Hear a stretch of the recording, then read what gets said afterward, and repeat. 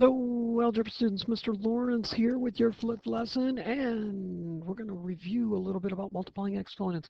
Understand, I'm not mad or disappointed. I was a little surprised that you had so much difficulty with it on Friday. That's okay. We can take a little time and make sure we've mastered it. It's such an important concept. Yes, I'm not angry about that, of course. It's okay when you're not understanding, as long as you're doing your best. And I think many of you are doing your best. Many of you were from the beginning, and then a few phone calls to mom or dad, and most of you are now. Anyway, here we go. We're going to be multiplying exponents. Now remember, we don't want to memorize shortcuts. Shortcuts are a dangerous thing if you don't understand why you're using them. Let's always think about what's going on. Now, some of you have the shortcut down and you're really good at it. You go ahead and use it. That's not my issue. My issue is with the person who's not quite getting it, trying to memorize the shortcut, and then they're having trouble with it. Okay, they're going to get this shortcut mixed up with another shortcut and another shortcut. Oh, by the way, um, some of you watched a video in study hall with Mrs. Bell. And you're actually going to be a little bit ahead because after Friday, I reflected on what happened and I thought, you know what? I'm going to slide another multiplying exponents in. So if you watch the dividing monomials, I should call it monomials. I have this wrong. Excuse me. I didn't realize I did that. Um, if you've already watched that, you're actually a video ahead. Sorry about Sorry about that. I had a little interruption. My son came in upset over something really important. Anyway, I should have said multiplying monomials. Excuse me, my mistake. All right, uh, so the point was some of you are going to be a little bit ahead when you watch this video because we're not going to be dividing monomials on Monday. That's okay. You're just a little bit ahead. You have a choice. You can go back and rewatch the dividing videos. If you took good notes on it and you think you're ready to try it on Tuesday, that's wonderful. By the way, we'll probably be doing some kind of assessment, a little quiz coming up, say Wednesday or Thursday-ish. Make sure you're staying up on your work. All right, so here we have problem number one, and we have a coefficient of 8 and a coefficient of 2. We have an x squared, which really means x times x, right? And we have a y cubed, which means y times y times y. Okay, here we have a plain old x, and here we have a y to the fifth, which is 5y's being multiplied together. We don't want to say it as 5y's. We want to specify that they're 5y's being multiplied together. If we just say 5y's, then we might be misleading the reader or the listener to think we're adding those y's together. Okay, so I'm going to multiply my coefficients, and I'll get 16. And then I'm going to multiply my x's. Well, I've got 2 here, and I've got 1 here. How many x's are being multiplied together? 3. Okay, and I do know some of you know the shortcut, and you're not going to do it this way, and I'm fine with that. But I'm doing it this way for the people who don't get it. I don't want them to memorize the shortcut. Do you think I've said that enough times? Okay, so now we have y to the third, which is y times y times y, and y to the fifth, y times y times y times y times y. Well, how many y's are being multiplied together? 8. And instead of saying y times y times y times y times y times y times y times y, I can just say y to the 8th power. Why don't you try problem number 2 on yourself? I'm going to give you a warning. It's a push-up question. Don't get it wrong. Don't get it wrong, because I'm going to make you do the push-ups on it. We'll combine physical fitness and mathematics. You'll have strong minds and strong bodies. All right. I'm assuming you've done it by now. You could, of course, pause the video if you haven't, but I'm going to get ready to do it. I'm going to multiply 5 times 3 times 2. But remember, multiplication is commutative. The commutative property allows me to change the order. So I think I'm going to multiply 2 times 5 and get 10, and then multiply by 3 and get 30. Yes, multiplication is commutative. It is totally okay to do that. You might not like doing that, but sometimes it's smarter to change the order in your multiplication than it is to just multiply. Let me get rid of that. Okay, now I'm going to multiply my x's. Now remember, if you don't see an exponent, you assume there's a 1 there because there's only one x. Okay, now when I multiply, I get x times x times x. Well, that would be 3x's being multiplied, or x cubed. And there is my answer, right? If you thought it was 30x, then you got to drop and give me 5. Go on, do it. Come on, give me 5. Count them off. Okay, let's go on to problem number 3. I'm going to multiply my coefficients. I've got a negative 10 and a 4. Let's say I'll have a negative 40. I'm going to look at my x's. I've got x to the 5th times x cubed. 5 x's, 3 more x's. I must have 8 x's being multiplied. Now I have a y here and a y here. Oh, I'm sorry, I have a y to the 4th here and a y there. And when I multiply those together, aren't I going to have 5 y's being multiplied? Now this is going to freak some of you out. You're going to go, wait, there's no z over here. Well, dude, it's all multiplication. Just chill. Just bring the z along for the ride. Yeah, no problem. Now, for those of you who are really advanced, I'm just going to show you something really quick. If you don't get this right now, you'll get it in a few days. You could think about a z to the 0 being there. Let me ask you this. If I do z to the 0 times z to the 5th, and I got z to the 5th, what number must z to the 0 equal? All right, I'm not going to answer that. You look at that. If I multiply a z to the 0 times a z to the 5th, and I get z to the 5th, what must z to the 0 power equal? Okay, see if you can tell me that on Monday. Have it written down on your notes and say, hey, z to the 0 equals, but don't put question mark. You put what it does, because this is really super simple. All you have to do is think about it a little bit. I multiplied this number by this number, and the original number, the z to the 5th, didn't change. Hint, hint, hint, hint, hint. Okay, let's go down to problem number 4. I have 3 quantities being multiplied. Well, I've got 4, 3, and negative 5 all being multiplied. I think I'm going to use the commutative property and multiply 5 times 4 and get negative 20 because it's a negative 5. And then I'll multiply that by a 3 and I'll get a negative 60. Yeah, I can do that. 4 times 3 times negative 5 is the same problem as 4 times negative 5 times 3. Yeah, they're the same problem. Okay, now I've got x cubed times x, and there's no x's here. So by the way, there's not 0 x's. I don't want to say it that way because if there's a 0 in here and I have to multiply everything by 0, wouldn't that change the whole quantity to 0? Right? So I'm not going to think about it that way. I'm just going to notice that there aren't any x's in the expression in that particular monomial, and so I'm only going to worry about the x's I have. 3 x's in the first quantity, 1 x in the second, and there we go. And again, if you want to, you can stick that little 1 there. All right, going to multiply by y's. They're not, the y doesn't show up in the second quantity. Shows up in the third. I'll stick that little 1 for an exponent. Y squared times y is going to be y cubed. Z's, I've got a z to the first, sticking my little 1 exponent in, a z to the 5th, and a z to the 8th. Looks like that's going to be z to the 14th. There you go. Pretty easy stuff.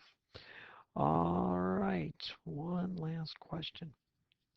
Find the area and perimeter of this square. It has a side of 2x squared y centimeters long. Well, let's see here. Do you remember how to do the area of a square? This should be pretty basic. Area of a square.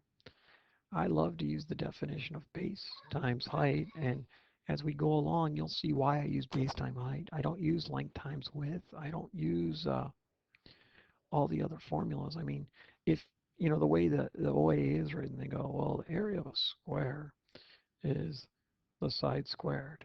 Okay, and then they say the area of a rectangle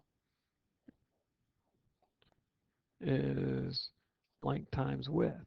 And then they say the area of a triangle is 1/2 base times height. Okay, and then they say the area of a rhombus or parallelogram are base times height. And they also say what the area of a trapezoid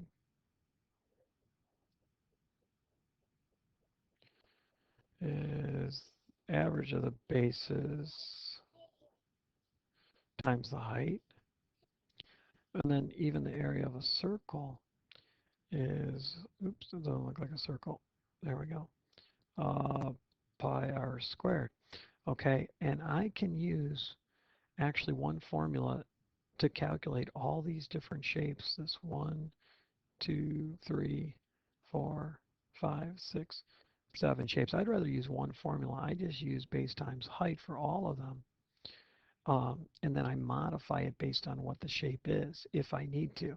And I'll explain more about that as we go on, as we do some little OAA prep as we get nearer to the test. But I'll show you that why memorize 7 formulas when you can memorize one and just modify it a little bit. And it works very well. A lot less confusing. Okay. All right. So anyway, area is base times height. Well, the base and height of a shape are identified by their right angle. Please don't think that the base is the bottom. That is like the worst definition I've ever heard. Base and height come together at a right angle. Since it's a square, I have 4 right angles. I could call any side the base and any side touching it the height. So, for example, most of you would like to say, well, this side here is the base, and you can do that. And then you could say that this side here is the height. Or you could have said the right side was the height. Okay, either one would be fine. So to find my area, I am going to multiply the base times the height. I'm going to take the base, which is 2x squared y centimeters. And I'm going to take the height, which is 2x squared y centimeters. Okay? And I'm going to multiply 2 times 2 and get 4. I'm going to multiply x squared times x squared, and I'm going to get x to the 4th. Y times y is going to be y squared. Now, a lot of you get really screwed up on using the right units. If you think about multiplying monomials, you'll never get this wrong again. Look what we're multiplying right here. Can't find my highlighter, sorry about that. We're multiplying a centimeter, pardon me, got the hiccups, times a centimeter. Well, wouldn't that be like centimeters to the first power and centimeters to the first power? So my unit should be centimeters to the second power, or centimeters squared, or square centimeters. You should never get that wrong again, because just pay attention to your units in your multiplication. Okay, if we're doing volume of a, say, a cube, well, the volume of a cube, you have to multiply 3 sides together, right? Okay, so the volume of a cube, let's pretend the cube was 8 inches on each edge. Okay, so you would take 8 inches and you would multiply by 8 inches and you would multiply by 8 inches. Okay, now I think this might be 324. 8 cubed, I think might be 324. Let me check myself. 8 times 8 is 64. 8, we're going to get what? 2, we're going to get 3. Oh, it's got to be more than that. 524. There we go. That makes more sense. 512. Oh, look at that. My math skills are a little, sorry. It's a little early in the morning. Good excuse, Mr. Lawrence. Sorry. 48 and 3 is 51. So it's 512. Then I'm doing inches times inches times inches, which is going to be inches to the third power, or inches cubed. Never get that wrong again. It's too simple. All right. So there is my area. Now I have to do perimeter, and then we can wrap this video up. All right. The perimeter, of course, is the distance around the square. And maybe I'll do a little demonstration in class that will help reinforce that. So the distance around the square, I like to think of taking a walk around the square. Okay, so I'm going to ask myself, how far did I walk? Well, if I start at this corner and I walk here, I've walked 2x squared y centimeters, right? 2x squared y centimeters. Okay, and if I walked to here, I've gone another 2x squared y centimeters. So I've got another 2x squared y centimeters, and I'm feeling rather lazy, so I'm going to do this. There we go. Okay, and then if I go here, I'm going to go another 2x squared y centimeters, which should be shroop. I'm running out of room here. And then, of course, I have to do the return to the starting point, and that would be one more 2x squared y centimeters. Now remember, in addition, we're just counting how many we have. In this problem, what is it that we're counting? We're counting the x squared y centimeters. X squared, how many x squared y centimeters do I have? Well, your initial thought might be 4, but I disagree with that because right here I have 2x squared y centimeters. Here I have 2 more. Here I have 2 more. Here I have 2 more. So I must have 8 of these x squared y centimeters. This is just, whoa, what the heck is that? Okay, this is just combining like terms. The exponents don't change because I'm just counting how many I have. For example, 5x plus 3x. How many x's are we adding together? We're adding 8 x's. The exponents don't change because we're not multiplying. Okay, that's it for your lesson. Mr. Lawrence signing off. Have a good night, everybody.